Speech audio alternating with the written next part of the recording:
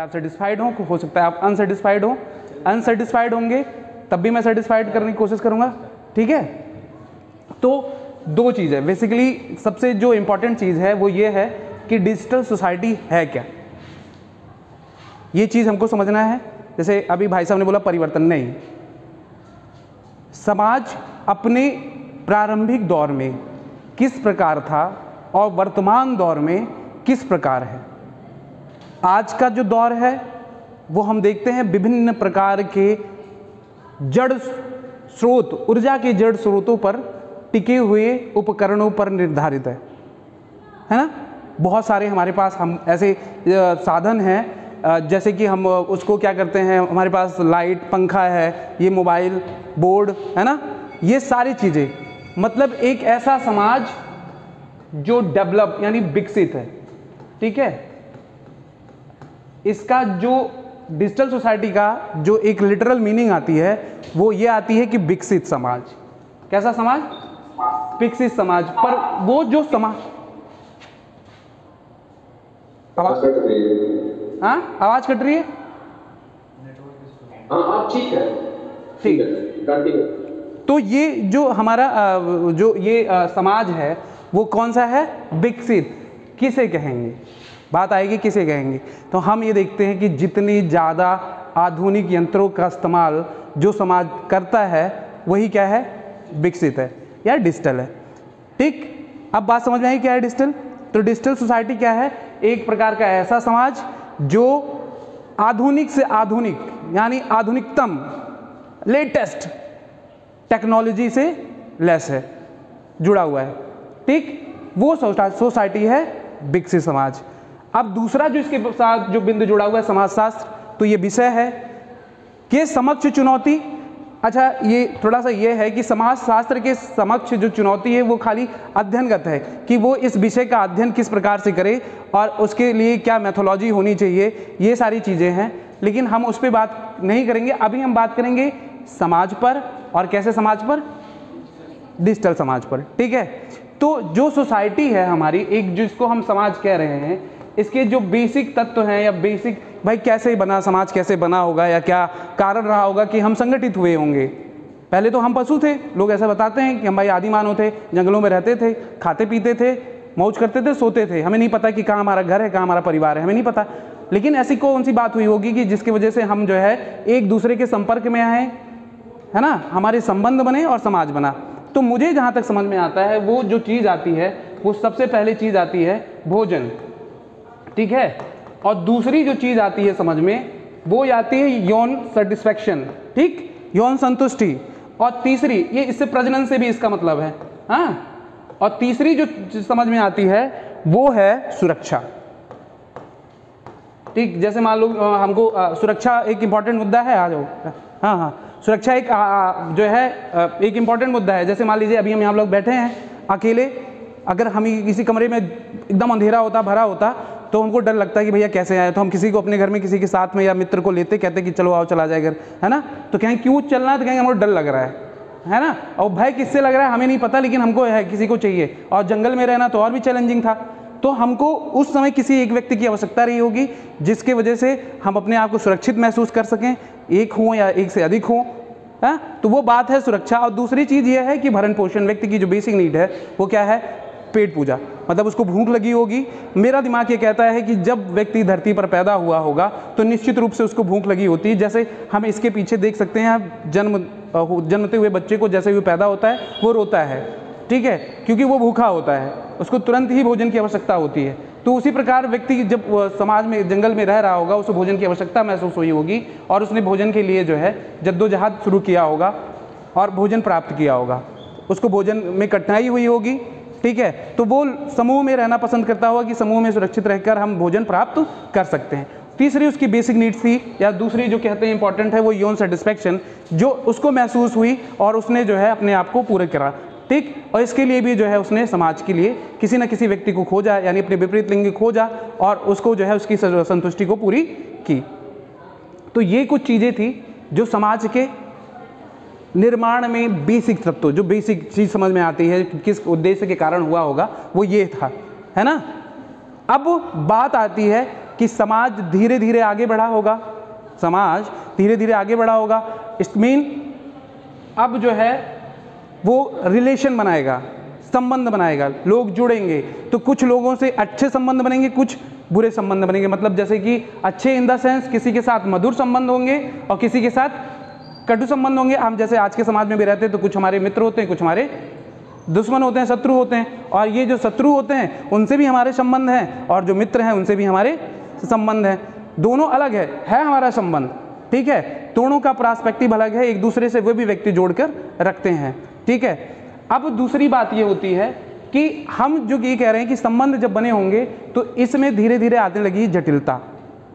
इसमें जो हमारे जो संबंध पहले कुछ लोगों से थे, लोगों की संख्या बढ़ी और हम हुए जटिल, और जटिल होने के साथ साथ हमारी आवश्यकताओं में भी वृद्धि हुई, हमारी आवश्यकताओं में वृद्धि हुई, और हम आवश्यकताओं को पूरा करने के लिए विभिन्न प्रकार के संसाधनों को खोजना स्टार्ट किया। जैसे हमने पहले चक्का बनाया, कहते हैं नहीं, हमने वो जो है वो उसको चलने के लिए हमने कहा कि वो चक्का बनाया चलने के लिए, व्हील है ना, फिर आग खोजी, फिर बर्तन खोजे, फिर लोहा खोजा, फिर पता नहीं क्या क्या, मतलब इतिहास साक्षी है कि क्या क्या सब जो है उसमें जोड़ते गए और मिलता गया। और आज की जो व्यवस्था है, आज की मनुष्य क्या है, एक चिंतनशील प्राणी है, ठीक है। मनुष्य वही है जो चिंतन करे, और चिंतन किस चीज़ पे करेगा, अपनी आवश्यकताओं की पूर्ति पर, ठीक। अब वो अपनी जैसे जैसे उसकी आवश्यकताएं बढ़ती जाएंगी वो किसी न किसी तरह की चीज़ों का आविष्कार करता जाएगा, क्योंकि कहा भी गया है आविष्कार क्या है, आवश्यकता आविष्कार की जननी है। तो जैसे जैसे उसने जो है वो चीज़ें जैसे जैसे इकट्ठा हुई, उस आवश्यकता बढ़ती चली गई, लोगों ने उसको क्या पूरा करने के लिए विभिन्न प्रकार के साधनों का इस्तेमाल किया, मशीनें बनाई। अब मशीन का जो है, अब मशीन क्या करेगी, व्यक्ति के कार्य को आसान करेगी, व्यक्ति के कार्य को आसान करेगी, और उस मशीन के लेटेस्ट वर्जन, उस मशीन में क्या होगा, उसका नया वर्जन आता शुरू होगा। जैसे मान लीजिए हमारे पास आया मोबाइल, हमने पहले हम जो है एक छोटा सा मोबाइल चलाते थे, फिर हम उसके बाद टच स्क्रीन पे गए, आज पता नहीं क्या क्या कैमरा, और उसी में लेटेस्ट रैम उसका बढ़ रहा है, रोम बढ़ रहा है, और हमारी जो है वो आवश्यकताएं सीमित है, लेकिन अब हमारी वो जो आवश्यकता पूरी हो रही है उससे ठीक है, वो हो रही है, लेकिन उसका वर्जन जो है बढ़ता चला जा रहा है। अब जो है हमारा आज का समाज वो कैसा है, इन्हीं मशीनों पर टिका हुआ है। तो हमने एक ग्राफ देखा कि हम देखें कि सरल समाज से, ठीक है, सरल समाज से किस प्रकार हम डिजिटल समाज की ओर बढ़े। मैंने एक ग्राफ अभी जो ये सारी बातें जो करी उसी को बताने के लिए करी कि हम ये डिजिटल समाज की तरफ कैसे बढ़े। डिजिटल समाज समझ में आएगी, विकसित समाज है भाई कैसा है, वो आधुनिक संसाधनों से, आधुनिक यंत्रों से क्या है, लैस एकदम से उसमें जो है भरा पड़ा है आज। और ये एक्चुअली एक ऐसे समाज की संकल्पना है, ये ऐसे समाज की बात कर रहा है जो पूरी तरीके से डिजिटलाइज है, पूरी तरीके से डिजिटलाइज है। लेकिन इससे अब इस जो डिजिटल सोसाइटी है ये हमारे कार्य करने के तरीकों में परिवर्तन लेके आता है, ठीक है। एक एज ग्रुप मैं हूँ, एक जो जैसे कि मेरा एक एज ग्रुप है, मैं अभी हूँ, तो मैं अपने आप को एक संक्रमण दौर का व्यक्ति मानता हूँ, जिसने एक परंपरागत समाज देखा और आज के आधुनिक समाज में जो मतलब आज का जो समाज जो परिवर्तित हो रहा है, और उस समाज को भी मैं देख रहा हूँ। तो मैं मेरा जो काल है वो संक्रमण काल है। मैंने दोनों समाज को देखा और तुलना करी, और मैंने एक चीज़ देखी कि हमारे समाज में क्या क्या विलुप्त हो रहे हैं, चीज़ें क्या क्या जा रही हैं। इस आधुनिक समाज जो विकसित समाज है, इससे जो होने वाली चीज़ें हैं वो किस प्रकार से परिवर्तित हो रही हैं, तो हम उनको एक एक करके देखेंगे। लेकिन उससे पहले अभी मेरे पास एक जो है बात ये है, अभी ध्यान में आया था कि जो ये हमारा जो डिजिटल सोसाइटी है जिस पे हम रह रहे हैं, तो वो क्या है, वो बेस है आधुनिक यंत्रों पर। नहीं सर बैठे रहें, कोई दिक्कत नहीं है, मज़ा नहीं आ रहा है, अच्छा हो रहा है ना, ठीक है। अब क्या है, जो हम बात जो कर रहे थे वो किस पे, थोड़ा सा वो हो गया, विकसित समाज पे बात कर रहे थे। तो मैंने देखा बताया कि जो सरल समाज था वो किस प्रकार से आधुनिक समाज की ओर हम बढ़े। लेकिन इस आधुनिक समाज को जिसको हम डिजिटल सोसाइटी कह रहे हैं वो एक्चुअली में एक मॉडर्न सोसाइटी है, एक आधुनिक समाज है। और आधुनिक समाज के बारे में बहुत सारे विचारकों के नकारात्मक पहलू भी हैं, है ना। एक चीज़ समझ में आती है मुझे, वो ये समझ में आती है कि कोई भी यंत्र या कोई भी जो है चीज़ बनी है उससे हमारी आवश्यकता की पूर्ति हो रही है, ठीक है। लेकिन वो हमारी आदत में आ रही है, वो चीज़ें हमारी आदत में आ रही है, जो धीरे धीरे आदत में आएगी तो निश्चित तौर पे जब उसकी पुनरावृत्ति होगी तो उसका संस्थाकरण होगा,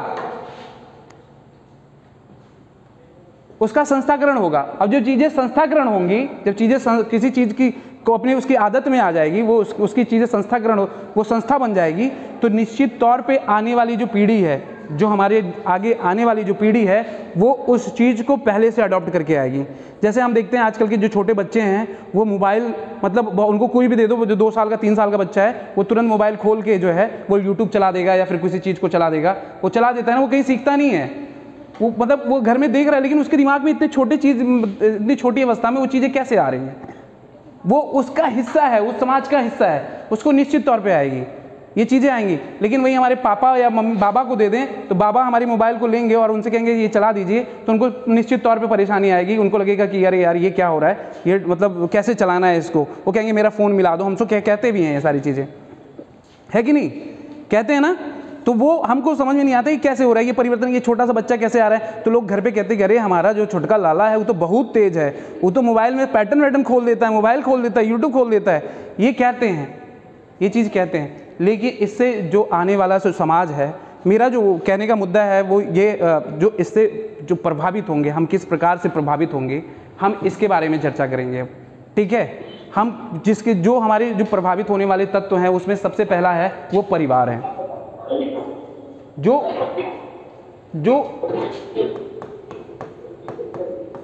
परिवार समाज की कोशिका है। व्यक्ति कुछ भी कहीं पे भी रहे, वो अपने परिवार को प्रदर्शित करता रहता है हमेशा। हम कुछ भी कार्य करते हैं तो लोग कहते हैं कि इनके परिवार के ये संस्कार रहे होंगे, है ना, जो इस प्रकार के। पर अब ये जो परिवार है वो किस समाज का है? विकसित समाज का है, ठीक है। ये क्यों ये पर किसी ने अपना माइक खोल दिया है इसलिए आवाज आ रही है। हेलो, जो कि जिसका माइक खुला है वो बंद करे कृपया। जो ये परिवार है, ये परिवार ये डिजिटल सोसाइटी का परिवार है, मतलब ये भी वो सारी आधुनिक चीज़ों को इस्तेमाल कर रहा है आज के ज़माने में जो और समाज कर रहा है। पहले अब तब क्या होगा, तो सबसे पहले जो परिवार में प्रभावित होने वाली चीज़ होगी वो उसकी होगी भावना, ठीक है। कैसी भावना? सामुदायिक भावना। ये सामुदायिक भावना यानी हम की भावना कि हम इस परिवार का हिस्सा हैं, ये चीज़ प्रभावित होगी, ठीक है। दो चीजें होती हैं, एक परिवार हमको अपना सदस्य माने और एक हम परिवार को अपना माने, तो ये दोनों चीजों में कमी आएगी, ठीक है, ये दोनों चीजों में कमी आएगी। अब ये परिवार जो है, ये जो परिवार है, ये मात्र एक ऐसी समिति होगी जो निश्चित उद्देश्यों की पूर्ति करेगी, यानी वो हमारे भरण पोषण और लालन की व्यवस्था करेगी। समाजीकरण का जिम्मा उसके ऊपर नहीं होगा। जब समाजीकरण व्यक्ति का खराब हो जाएगा तो वो निश्चित तौर पे समाज के लिए दिक्कत पैदा करेगा।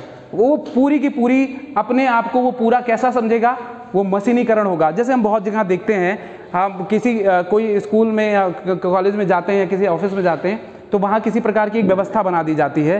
जैसे मान लो कि आप आई कार्ड लगाते हैं और आई कार्ड को खोल के, आई कार्ड को आपको मशीन में टच करना है तभी वो गेट खुलेगा, आप अंदर जाएंगे। वो व्यक्ति के हैबिट में इतना ज़्यादा आ जाता है कि वो जैसे ही गेट पर पहुँचेगा, गेट खुला हुआ है, देख रहा है गेट खुला हुआ है, लेकिन वो तब भी वो आई कार्ड को अपना उस पर लगाएगा, वो आप निश्चित तौर पे लगाएगा। क्यों?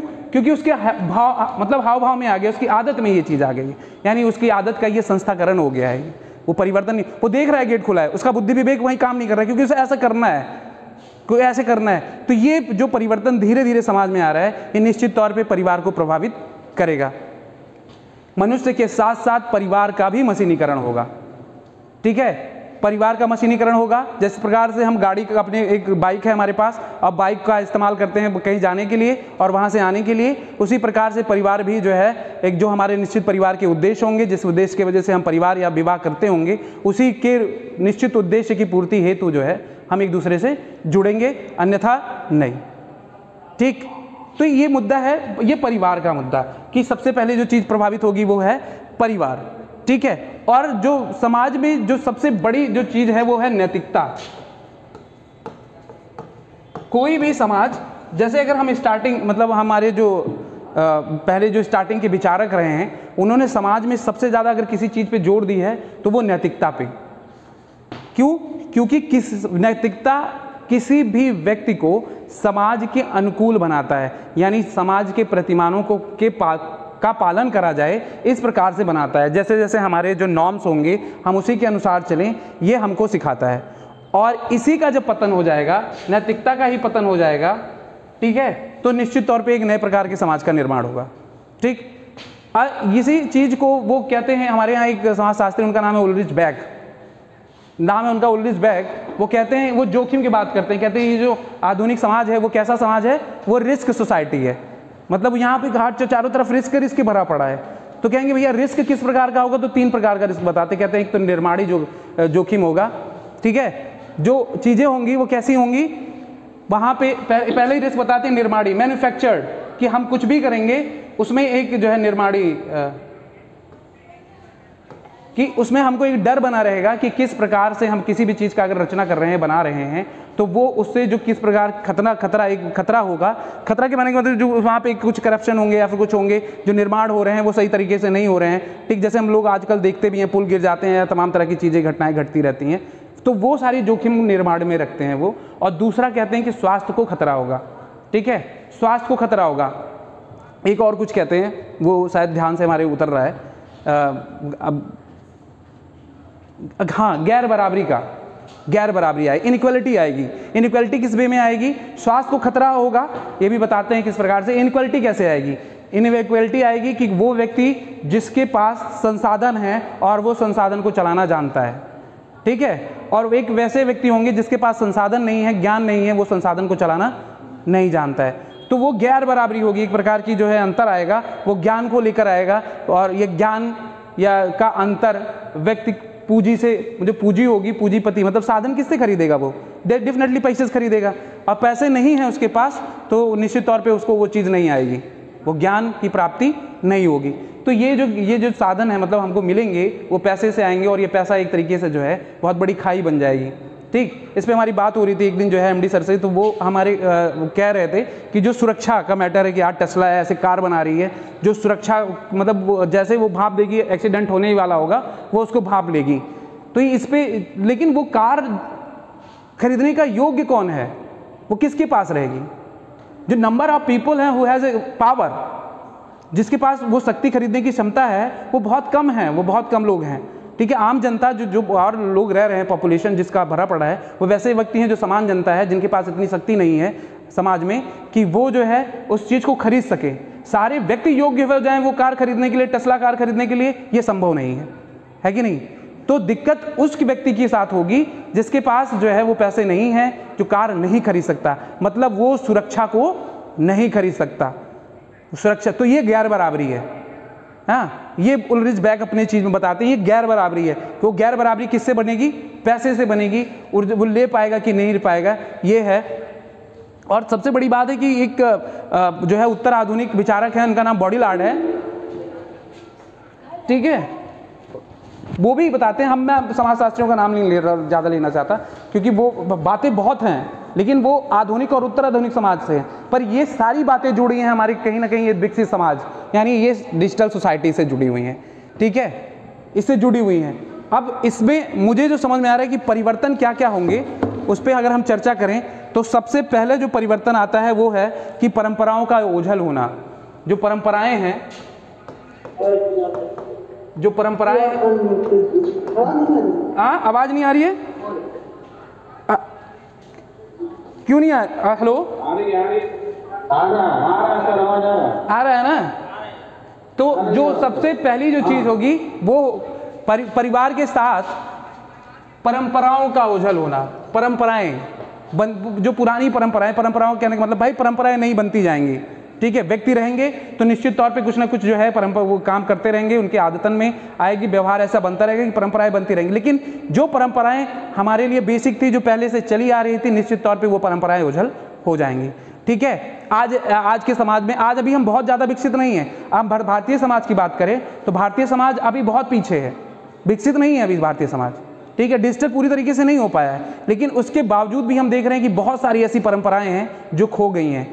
मैं एक परंपराओं से याद आया मुझे, मैं एक बात बताऊंगा। मेला देखा है आप लोगों ने? मेला देखा है ना? अब ये मेला कल्चर खत्म हो रहा है, अब मॉल कल्चर आ गया है। मतलब हम मॉल में जाते हैं, अपने सामानों को लेके चले जाते हैं, पर जो उत्साह और ऊर्जा उस मेला में होता था वो खत्म हो गया है। वो जलेबी खत्म हो गई सर।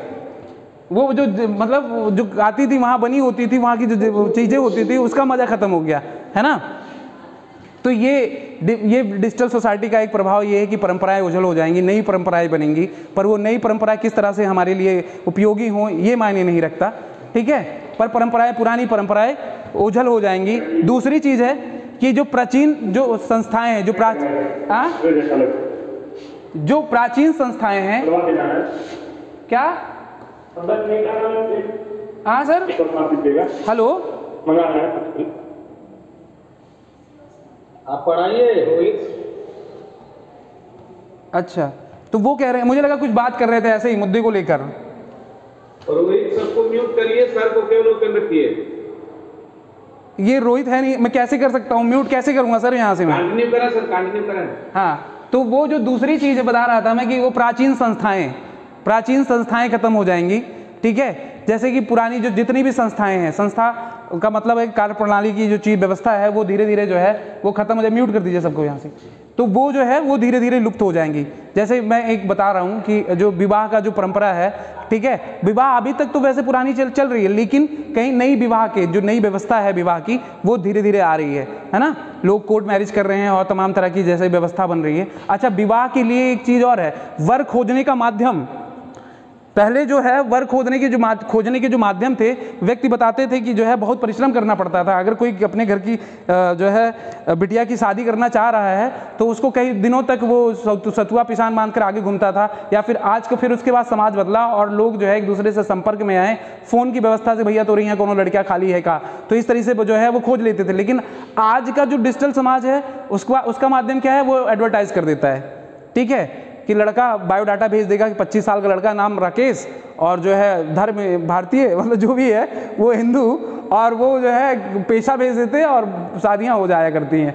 तो अगर पसंद आया तो ठीक है भैया, नहीं तो फिर आगे बढ़ो। तो इस प्रकार की जो व्यवस्था है, ये विवाह खोजने की, वर खोजने की जो व्यवस्था है, अब ये जो इससे जो बनने वाला विवाह है, जो होने वाला विवाह है, ठीक है, निश्चित तौर पर वो विवाह के जो स्वरूप है उसमें परिवर्तन लेकर आएगा। व्यक्ति के मस्तिष्क में एक ऐसा प्रभाव है कि वो जुड़े किस प्रकार से हैं, वो निश्चित उद्देश्य के लिए जुड़े हैं। जो हिंदू विवाह है जिसका उद्देश्य हम लोग पढ़ते हैं कि धर्म प्रजा रति, तो वहाँ निश्चित तौर पे वो धर्म प्रजा तो गायब है, रति रह गई है। और ये जो है फिर इन सब विवाह में दिक्कत ये आएगी कि जो विवाह है उसका कितना कहाँ तक जा रहा है वो, मतलब सात जन्मों तक का रिश्ता जो पहले ऐसा कहा जाते थे वो निश्चित तौर पे पूरी तरीके से ख़त्म हो गए। अब 7 महीने 7 साल और जो है हो सकता है कि 17 साल बाद उन लोगों का डिवोर्स हो जाए, क्योंकि उनके दिमाग में ये है, वो कहीं ना कहीं वो फीलिंग जो है वो अटैच नहीं हो पा रही है, परिवार नहीं जुड़ पा रहे हैं विवाह के द्वारा, है ना। वो मात्र जो है स्त्री और पुरुष, खाली स्त्री और पुरुष ही हैं, और विवाह में परिवार का जो समायोजन होता है वो अछूता रह जा रहा है। ये एक बड़ा प्रभाव। और जब ऐसा क्योंकि किसी भी समाज का जो बेस है वो परिवार है, और परिवार में इस तरह की शादी होके जाएगी तो निश्चित तौर पे उनसे उत्पन्न जो संतान होगी वो भावनाहीन होगा, या उसके अंदर भावना की कमी होगी। ये जो है बात मुझे समझ में आती है, वो ये है। और दूसरी चीज़ होगी कि अब इनसे हमारे जैसे जैसे ये हम डिजिटल होते जाएंगे, यानी हम अपने आप को निर्भर पाएंगे किस पर, आधुनिक सामान पे, आधुनिक यंत्रों पर जब अपने आप को निर्भर पाएंगे तो हमारी आवश्यकताएं अलग अलग होंगी, है ना। हमारी आवश्यकताएं अलग अलग होंगी तो नई नई समितियों का निर्माण करेंगे हम। हमारी आवश्यकताओं की पूर्ति के लिए लोग जुड़ेंगे और उनके जुड़ने का प्लेटफॉर्म भी ऑनलाइन होगा, और वो जो ऑनलाइन प्लेटफॉर्म होगा वो किसी निश्चित उद्देश्य के लिए होगा, और एक वर्चुअल सोसाइटी का निर्माण होगा यहाँ पर, एक जिसको हम आभासी समाज भी कहते हैं कि जो वर्चुअल सोसाइटी उसका निर्माण होगा, ये वर्चुअल है ना सोसाइटी का निर्माण होगा। और इससे क्या होगा कि ये जो समाज है हमारा, जो वर्चुअल समाज है, वो किसी निश्चित आवश्यकता की पूर्ति हेतु एक दूसरे से जुड़ेगा। अब उनकी आवश्यकता तब तक है जैसे हम बहुत लोग अब देखते हैं, अभी रिसेंटली देखते हैं कि बहुत सारे व्हाट्सएप ग्रुप बनाते हैं, है ना। जैसे कुछ लोग जुड़े तो अच्छा ये क्या है कि कोई ग्रुप बना लिया, व्हाट्सएप पे ग्रुप बना लिया, और उससे जैसे ही मान लो हम बीए फर्स्ट ईयर या सेकंड ईयर के बच्चे हैं तो BA first year second year का ग्रुप बना, और जैसे ही हम आगे बढ़ेंगे हमारा ये उद्देश्य पूरा हो जाएगा, वो ग्रुप खत्म हो जाएगा। वो एक तरीके की समिति है, पर वो समिति कैसी है, वो भी वर्चुअल है, वो आभासी है, वो चल रही है किस पे, मोबाइल पे, व्हाट्सएप पे चल रही है, ठीक है वो। लेकिन व्यक्ति का महत्व इस सब चीजों में जो है, एक चीज है व्यक्ति व्यक्तिगत रूप से महत्वपूर्ण होगा। व्यक्ति का अपना एक अस्तित्व है और वो अपने अस्तित्व से जाना जाएगा, ना तो वो परिवार के अस्तित्व से जाना जाएगा। मतलब उसकी जो व्यक्ति है, वो जो उसकी अर्जित परिस्थिति है, वो जो समाज में जो पद धारण करेगा वो उसी से जाना जा रहा है, और उससे जुड़े हुए लोग कौन है, कैसा है उसका बैकग्राउंड, यानी उसकी पृष्ठभूमि, इस पर लोग बात कम करेंगे, है ना। जाति, धर्म, है ना, ये सारी चीजें एक तरीके से विलुप्त हो जाएंगी। ना जाति, किसी की कोई जात पूछेगा, ना कोई धर्म पूछेगा। हालांकि ये चीज अच्छी है समाज के लिए, समाज में, लेकिन इसका जो तरीका है वो गलत है। कि कोई जो व्यवस्था बनी है उसके निश्चित ही कुछ उद्देश्य रहे होंगे और उसकी समाज की कोई आवश्यकता है ना। वो आवश्यकता और व्यवस्था वो बदल जा रही है डिजिटल सोसाइटी के आने से। अब भारत अभी बहुत कम डिजिटल है, अभी भारत तो बहुत, मतलब उसको जाना बहुत बाकी है, भारत को बाकी। और दूसरी चीज़ ये है कि किसी भी डिजिटल चीज़ को करना, जैसे मान लीजिए हमारे पास कोई यंत्र आ गया, और यंत्र एक संस्कृति पैदा करेगा, एक कल्चर पैदा करेगा, और उस कल्चर, वो संस्कृति में दो चीज़ें हैं। यंत्र जो है हमारे यहाँ एक जो है विचारक रहे, देखिए इनकी बात याद आ रही है मुझे, उनका नाम है ऑकबर्न, ठीक है। ये जो है संस्कृति को भौतिक अभौतिक में बांट कर देखते हैं, दो संस्कृतियों में बांट के देखते हैं। तो कहते हैं कि जो भौतिक संस्कृति है वो सभ्यता का हिस्सा है, यानी वो वही डिजिटल सोसाइटी है। जितने आधुनिक चीजें हैं वो सारी चीजें जो है भौतिक संस्कृति में आ रहे हैं, और उनको चलाने के तरीके, हमारे कार्य व्यवहार, हमारी पद्धति, हमारी मैथोलॉजी, वो सारी चीजें आ रही हैं हमारी अभौतिक संस्कृति में, ठीक है, अभौतिक संस्कृति में। तो ये जो अभौतिक संस्कृति है, ये लोगों के पास धीरे धीरे जाएगी, उनको चलाने का तरीका, उनकी पद्धति। भाई अब जैसे कोई चीज़ है हमारे पास, उसको चलाने की, तो उसके जो उसको किस तरह के ऑपरेट करा जाए, तो ये हम धीरे धीरे सीखेंगे। जैसे जैसे हमारा हाव बढ़ता चला जाएगा वो हम धीरे धीरे सीखेंगे। हाँ आइए बैठिए। और फिर उसके बाद, लेकिन जो भौतिक संस्कृति है, जो भौतिक संस्कृति कहाँ लिखी थी, मैंने यहीं कहीं लिखी थी, हाँ, जो भौतिक संस्कृति है, ये भौतिक संस्कृति बहुत तेज आगे जा रही है, बहुत आगे जा रही है। क्योंकि आज हम देख रहे हैं दिन ब दिन, बहुत दिन मंथ में, कुछ समय में, हम कोरोना से ही देखें, हमारे पास बहुत सारे ऐसी चीज़ आ गए, बहुत सारे ऐप आ गए। हमने बिटकॉइन देख लिया, हमने पता नहीं क्या क्या मतलब इसमें देखा, और हम जो है आगे ही बढ़ते जा रहे हैं, लेकिन उन सब चीज़ों के बारे में नहीं जानते। मैं गारंटी ले रहा हूँ, आज जो है भारतीय 90% भारतीय जो है वो बिटकॉइन के बारे में नहीं जानते।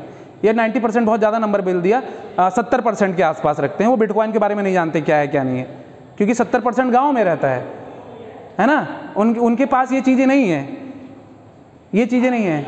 तो ये सारी चीज़ें जो समझ में आ रही हैं, वो उसका जो कारण है वो इसको, हाँ वो तो कह रहे हैं कि भौतिक संस्कृति का आगे निकल जाना, भौतिक संस्कृति का पीछे रह जाना, मतलब एक कल्चरल विलंबना है, एक जो है धीरे से पहुँच रही है, देरी से पहुँच रही है। तो ये क्या है, ये कल्चरल लैग है, ठीक है। ये जो चीज़ें हैं वो समाज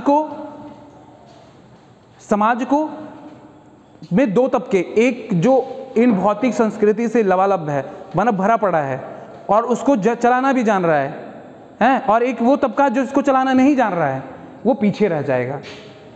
वो जो चलाना नहीं जान रहा है, जिसके पास वो यंत्र नहीं है, उसका उपयोग नहीं कर पा रहा है, वो पीछे रह जाएगा। और पर जो आज का समाज है, जो इन समाज, जैसे मैंने बताया, जो बच्चा जो मोबाइल चलाना जान रहा है, वो इसकी आदत में आ जाए, वो उस संस्था उसका वो उसी में है ना, तो वो उसको सीख रहा है, कहीं ना कहीं उस सारी चीज़ों को वो सीख रहा है। तो ये संस्कृति। अब उसके बाद मैं देख रहा हूँ कि हमारे दैनिक व्यवहार में परिवर्तन, आज हमारा दैनिक व्यवहार कैसे परिवर्तित है। मैं एक बहुत छोटा एग्जाम्पल दूंगा कि हम जो है सुबह उठते हैं तो सबसे पहले लोग बताते हैं कि मम्मी बताती कि हाथ देखना चाहिए, कि इनका चेहरा नहीं देखना। मैं समाज में एक अलग अलग बातें थी, पर आज हमारे पास मोबाइल है और मोबाइल में जो सबसे पहले फ्लैश मैसेज आता है और वो हम जरूर देखते हैं, ठीक है। कौन है हमें नहीं पता, किसी जो है विदेशी का हीरो हीरोइन या कोई एक्टर आ जाएगा, उसका चेहरा लगा होगा और वो उसको हम निश्चित तौर पे देखते हैं।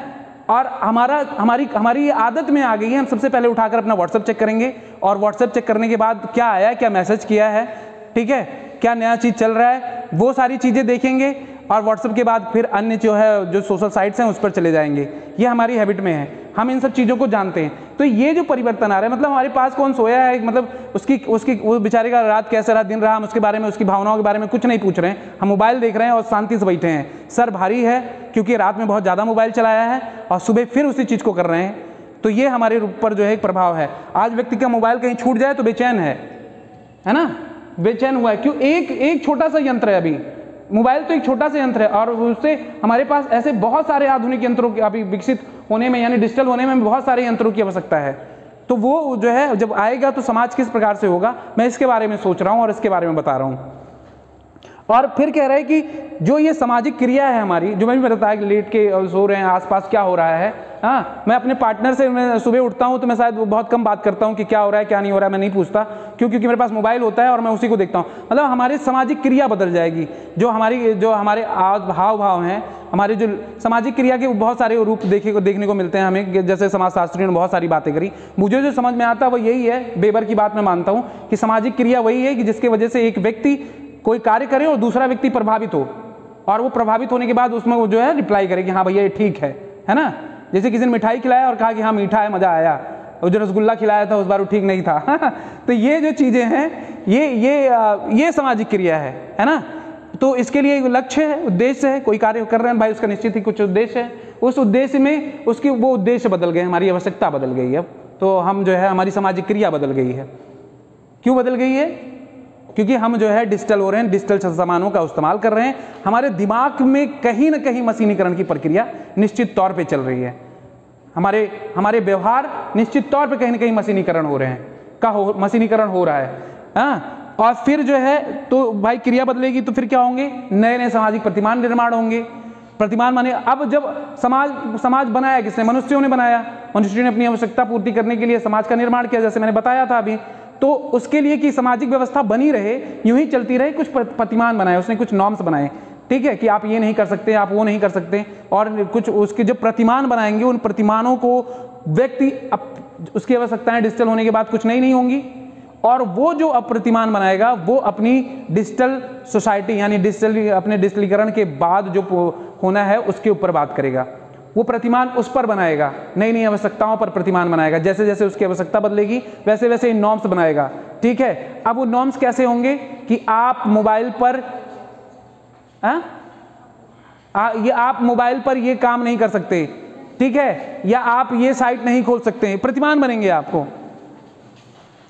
ये क्या है, आप लोग जा रहे हैं फिर मुझे ही छोड़ दे रहे हैं। आप जो है इन लोगों का मशीनीकरण हो गया है, तो ये जो है इनकी आवश्यकता बदल रही है। तो मैं क्या था, हाँ, प्रतिमान जो पैटर्न है, जो हमारे जो प्रतिमान हैं, जो नॉर्म्स हैं, सॉरी नॉट पैटर्न, जो नॉर्म्स हैं वो बदल लेगा व्यक्ति, है ना, कि क्या करना है और किस तरह करना है। ये खाली आधुनिक यंत्रों पर ही रहकर, आधुनिक यंत्र हमारी आवश्यकता अपने आधुनिकीकरण के अनुसार पूरा करेंगे, ठीक है, और उन्हीं को नॉर्म्स बनाए, उनके अनुसार नॉर्म्स बनाएंगे। आज देख रहे हैं हम कितने सारे साइबर चोरियां हो रही हैं, है कि नहीं। उनको रोकने के लिए नए नए कानून बन रहे हैं, नए नए तरीके के यंत्र फिर से उसमें जो है नए नए वो बन रहे हैं, ऐप्स बन रहे हैं कि नहीं। आप भाई अब बता भी रहे हैं कि आपको किसी भी प्रकार की वार्निंग पे आए तो उस पर क्लिक नहीं करना है ना, अपना पिन और ये सब शेयर नहीं करना है। तो ये सारी चीजें बता रहे हैं। अब इन सारी चीजों की वजह से हम जो है एक नए क्या करेंगे, नए कानूनों का निर्माण करेंगे। जैसे बताया, समाज पूरी तरीके से बदल रहा है। मैंने एक परिवार से लेकर आप कानून पर पहुंचे। अब क्या है, वो नए कानूनों को बनाएगा। नए कानूनों को कैसे बनाएगा? वो खुद को सुरक्षित रखने के लिए, है ना। कौन सुरक्षित कौन है? कुलीन वर्ग, इलिट। ये इलिट एक शब्द है, ये फ्रांसीसी शब्द है, इसको जो है परेटो ने दिया था, उसको लेते हैं। वो जो है अभिजन के बारे में बात करते हैं। तो ये जो बड़े लोग जिनके पास पैसा है वो अपनी सुरक्षा की बात करेंगे, तो निश्चित तौर पे उनके पास अधिकार होंगे, वो कानून भी अपने हिसाब से बनाएंगे, ठीक है। तो कानून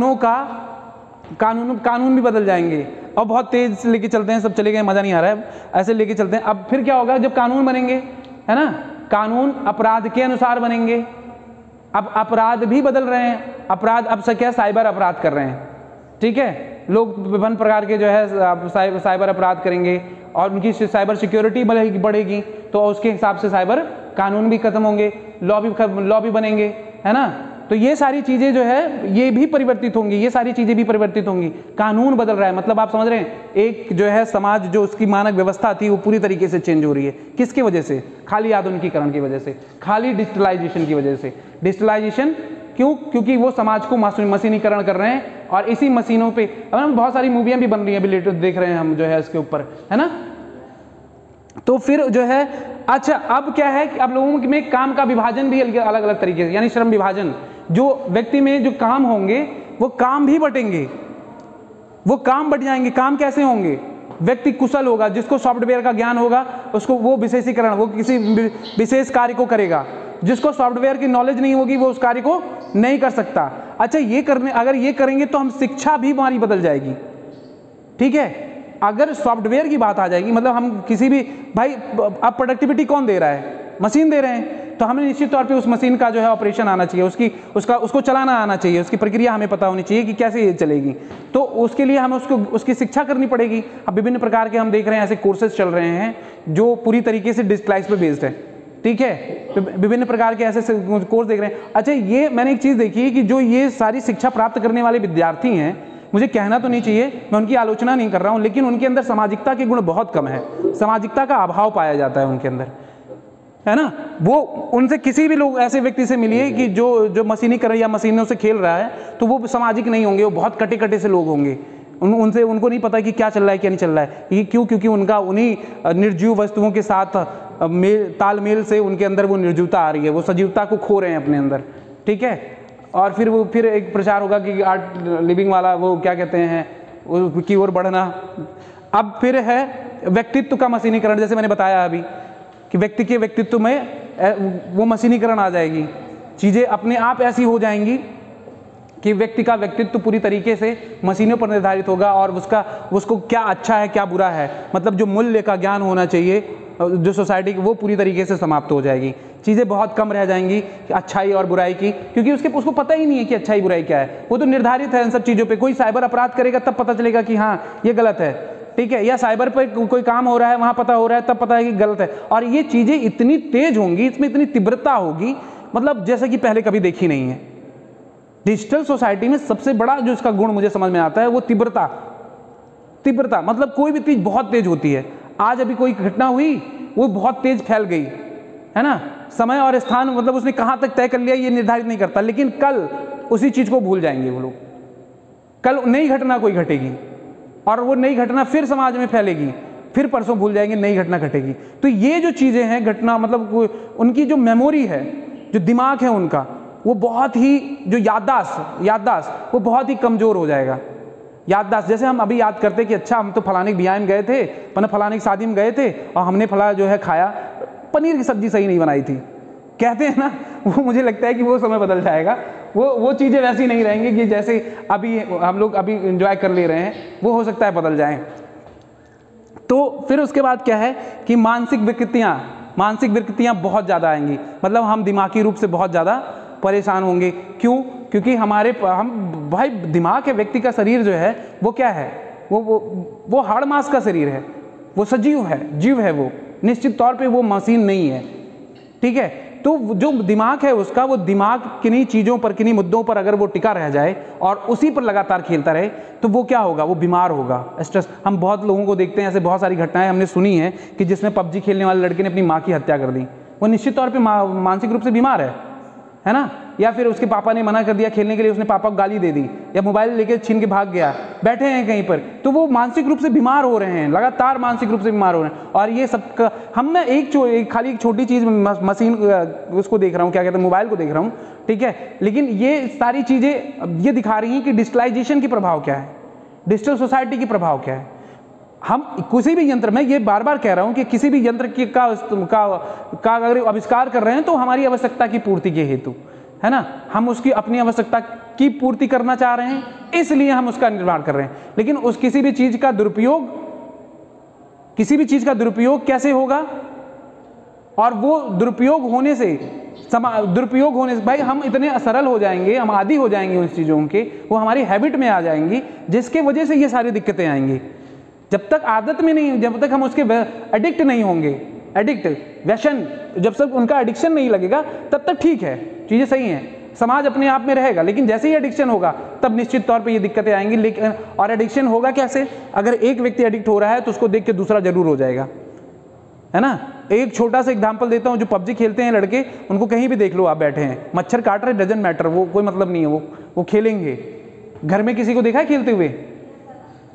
ये है।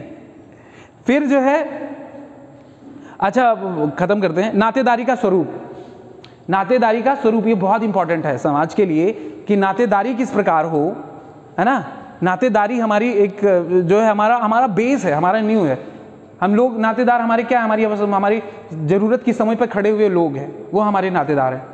कि हम वो जो है, अब लोग इसको समाजशास्त्री ऐसा देखता है कि ये ब्लड रिलेशन है या फिर एफिनल मतलब वैवाहिक है, वो 3 प्रकार के लोग उसमें। मुझे जो समझ में आता है, नातेदार वो है चाहे वो जो मेरी ज़रूरत पर खड़ा हो, चाहे मित्र हो मेरा, वो भी मेरा नातेदार हो, है ठीक है। और चाहे वैवाहिक या ब्लड रिलेशनशिप में आता हो, अगर वो मेरी ज़रूरत पर खड़ा हो तो निश्चित तौर पे ही वो मेरा नातेदार है, मेरा शुभचिंतक है, इसीलिए मेरे साथ खड़ा है, ठीक। और ये जो स्वरूप है, ये बदल जाएगा।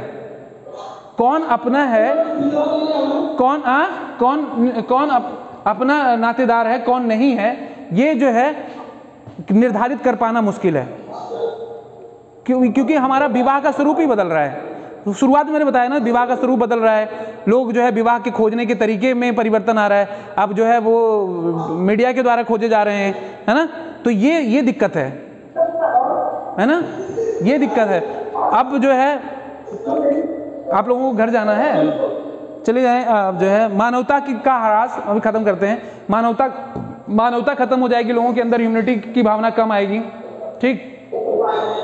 और जो है सामाजिक मतलब जो सोसाइटी की सॉलिडिटी है, जो एक हम बैठे हैं यहाँ पे, हमारे परिवार में अगर कोई संकट आता है तो हम एक साथ उनके साथ खड़े हैं, ठीक है। यदि कोई संकट आ जाएगा तो जब डिजिटल पूर्ण रूप से हम विकसित हो जाएंगे, तीव्रता रहेगी, और हमारे सामने कोई ऐसी समस्या आती है तो हम कैसे अकेले अपने आप को अकेला महसूस करेंगे, ठीक है। क्योंकि हमारे पास वो पूरे लोग नहीं है, हमारे पास हमारा समुदाय नहीं है कि जो हमको मजबूती से हमारा सपोर्ट कर सके, है।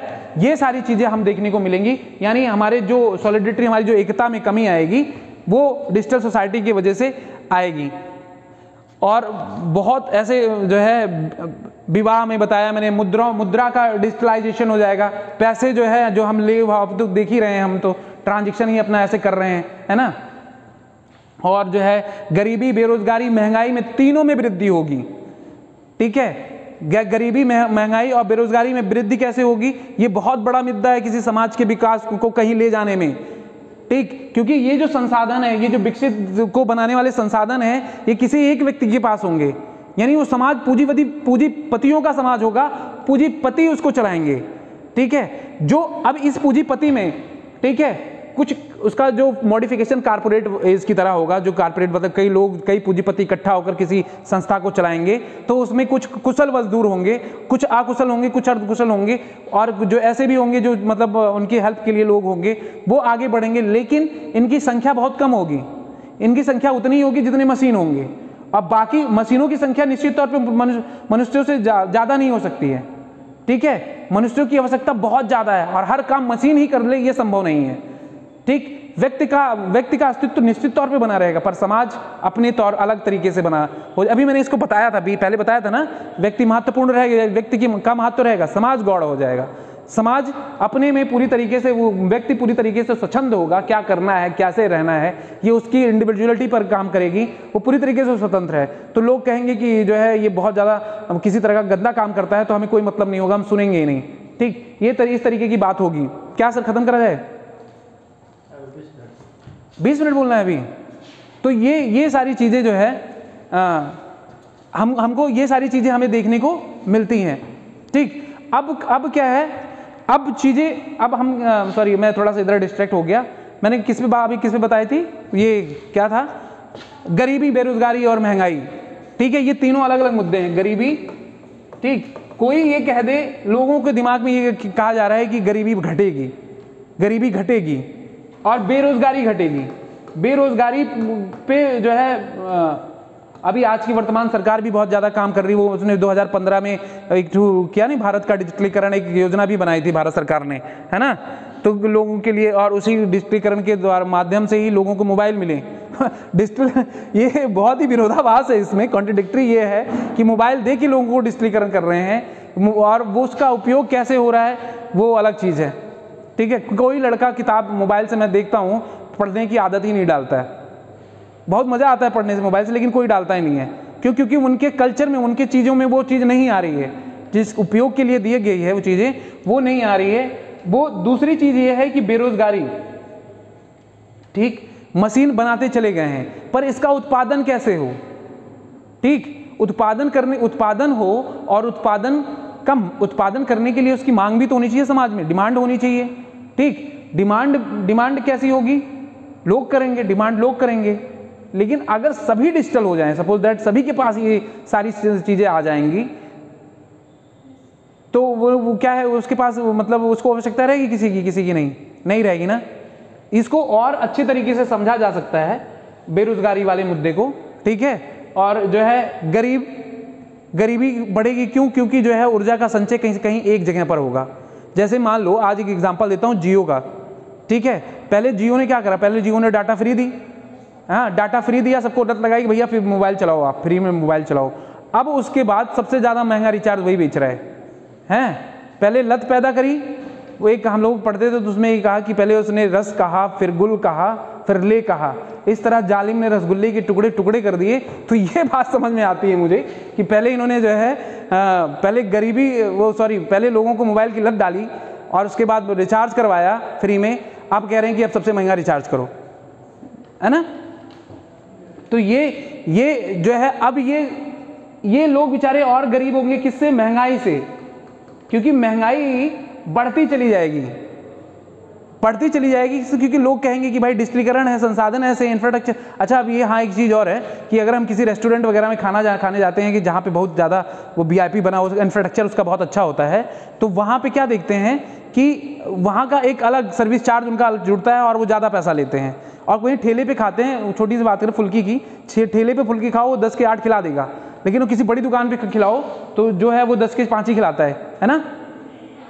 5 ही खिलाता है। 5 का जमाना बंद हो गया, मुझे नहीं लग रहा है कि 5 का जो है फुल्की कहीं मिलता हो। वो भी मिलता है कहीं? नहीं, 10 के 5 ऐसे, और भी महंगे हैं 20 के 5 हैं। वो जैसे जैसे दुकान की स्टैंडर्ड बढ़ता जाएगा वैसे वैसे चीज़ें बढ़ती चली जाएंगी, और ये वही लोग खा पाएंगे जिनके पास हो जाए। आज ज़्यादा से ज़्यादा लोग तो ठेले पे खाने वाले हैं, है ना। क्यों? अब ये सारी चीज़ों के साथ साथ बहुत सारी बातें हुई इन पर। एक बहुत जो करने वाली बात वो ये है कि व्यक्ति के व्यवहार, व्यक्ति की बुद्धि कितनी बढ़ रही है।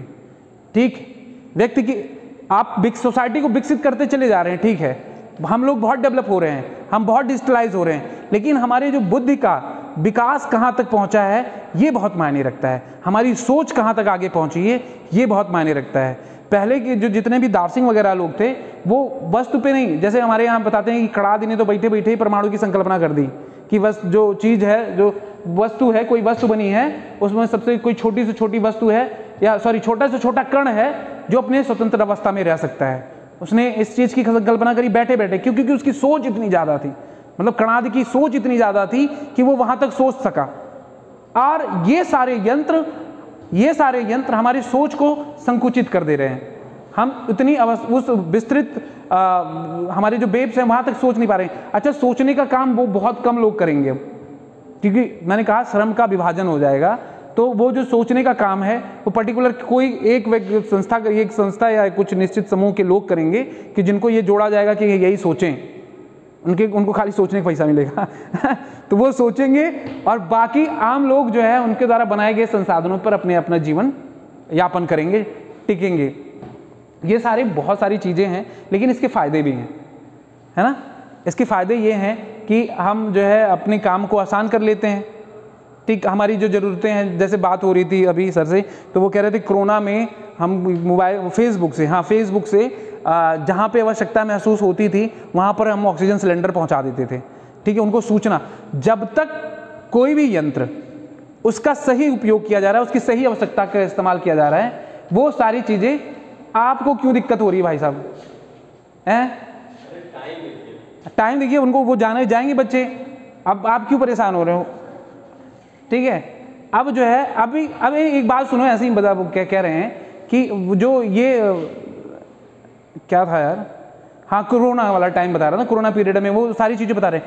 अच्छा, जो फेसबुक का माध्यम है, जब तक हमने सूचना प्राप्त करी और सूचना प्राप्ति के बाद हमने संसाधनों को वहां तक पहुंचाया, तब तक तो ठीक था, ठीक है। लेकिन ये कितने लोग थे जिन्होंने ये काम किया, कितने लोगों ने इग्नोर किया है? क्योंकि वह व्यक्ति जिन्होंने इग्नोर करा, उनकी मानवता का क्षय हुआ है, कहीं ना कहीं उनकी ह्यूमैनिटी में हरास आई।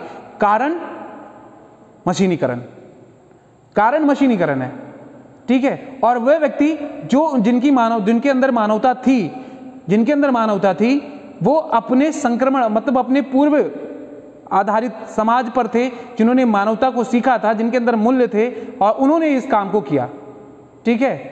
कुछ लोगों की उससे आवश्यकता अलग थी, जिनको करना था वो जिन्होंने किया। ये बहुत बड़ा समझ में आता है मुझे मुद्दा, ये मैटर समझ में आता है कि क्यों किया होगा। तो वो मानवता एक ऐसा चीज होगा जो उनके अंदर ये बात आती होगी कि भाई मनुष्य है वही जो मनुष्य के लिए मरे, है ना।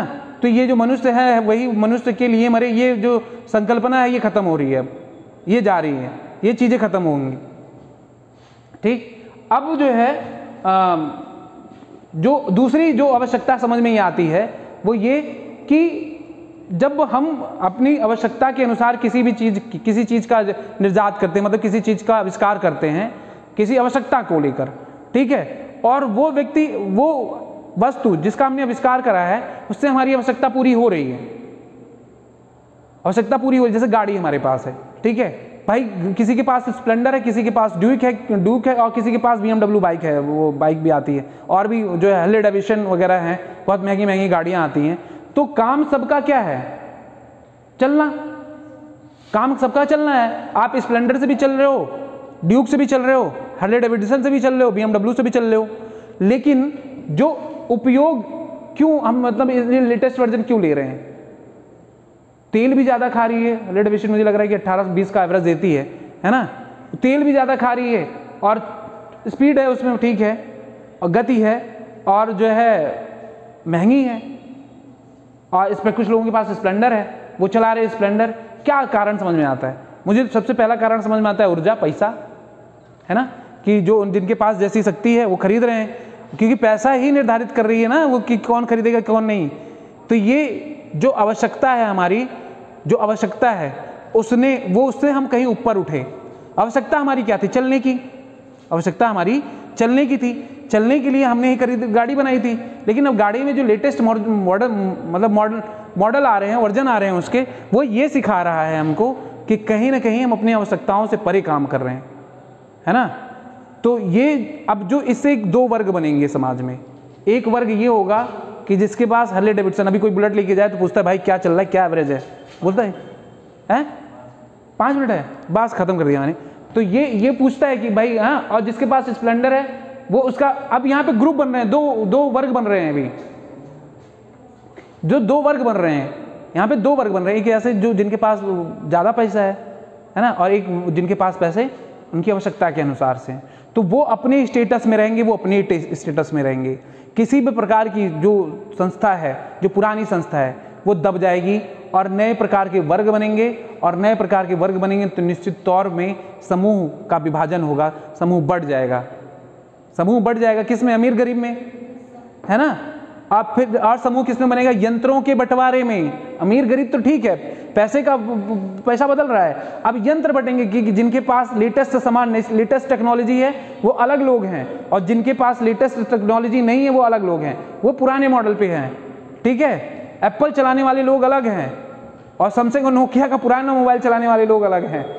और अब ये निर्धारित करेंगे इनकी संस्कृति क्या है, और वो निर्धारित, जैसे एप्पल निर्धारित करेगा कि उनकी संस्कृति क्या है। वो रिच पीपल हैं, एप्पल निर्धारित कर, ब्रांड निर्धारित करेंगे कि वो किससे हैं, ये जो है इनका जो पुराना मॉडल है ये निर्धारित करेंगे ये किस बैकग्राउंड या किस कल्चर से आ रहे हैं।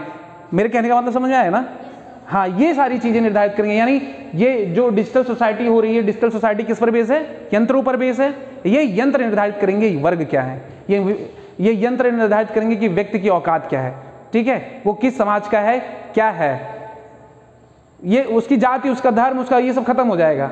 जिसके पास जितनी लेटेस्ट टेक्नोलॉजी रहेगी वो समाज में उतना ही ज़्यादा पावरफुल व्यक्ति है ना। पर ये सारी चीज़ें कहीं पर भी जो है ये समाज के इन चीज़ों, इन तत्वों को कभी भी जो है ले नहीं सकती हैं। जो उनके बेसिक नीड्स होंगे वो कहीं पे भी रहें, ठीक है। उनको आवश्यकता होगी भोजन की, उनको आवश्यकता होगी यौन संतुष्टि की, उनको आवश्यकता होगी सुरक्षा की। ये सारी चीज़ें जो है यानी समाज की संकल्पना को कभी खत्म नहीं कर सकते। व्यक्ति मैकाबर कहता भी है कि जहाँ जहाँ जीव है वहाँ वहाँ समाज है, ठीक है। तो जीव, जो विभिन्न प्रकार के जीव हैं वहाँ पे भी समाज है, उनका समाज अलग है। तो समाज में रहने के तौर तरीके बदल जाएंगे, ठीक है। और बहुत सारी चीज़ें जो परिवर्तित होंगी, जिनको मैंने छोड़ दिया, ठीक, कि समय को देखते हुए बहुत सारी चीज़ें परिवर्तित होंगी। क्योंकि समाज जो है वो समाज एक तत्व नहीं है। समाज में एक चीज़ घट नहीं रही है, समाज में विभिन्न प्रकार की घटनाएं घट रही हैं और दिन ब दिन घट रही हैं। और सभी घटनाएं, जितनी भी घटनाएं घट रही हैं वो कहीं ना कहीं, जितनी भी घटनाएं घट रही हैं वो कहीं ना कहीं एक दूसरे से लिंक है ना, एक दूसरे से लिंक, लेकिन घटनाएं अलग हैं। इस चीज़ को समझो। कोई भी घटना घट रही है XYZ, ठीक है, कोई भी एक घटना घट रही है, तो वो जो है घटना एक दूसरे से जुड़ते हुए भी एक दूसरे से अलग है, ठीक। ये कुछ हमारे द्वारा बताए गए तत्व थे। खत्म करें सर? जी, बहुत शानदार आपने किया। Thank you sir.